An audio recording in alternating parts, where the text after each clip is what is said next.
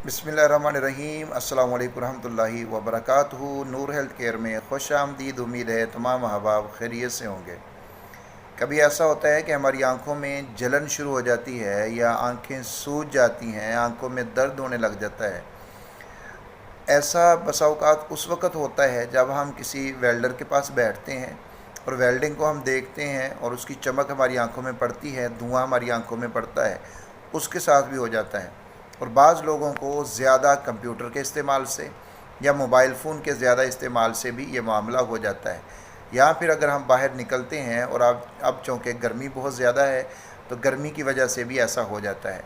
इसके लिए बहुत आसान सी टिप, आसान सा हल मैं आपको बताता हूँ कि जब चाय बनाएं तो चाय की जो पत्ती है उसको आपने कपड़े में डाल लेना है और उसको आँखों के ऊपर रख दें।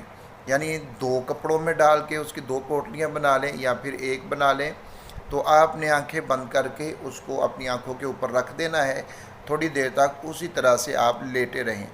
इंशाअल्लाह हुआ ताला इस अमल के साथ आँखों की जलन, आँखों की सूजन, आँखों में दर्द वो बिल्कुल ठीक हो जाएगा। ये बहुत आसान सा हल है इस चीज़ का। अगर आपकी आँखों के साथ कभी ऐसा कोई मामला होता है तो आप इसके इस्तेमाल से उसको ठीक कर सकते हैं।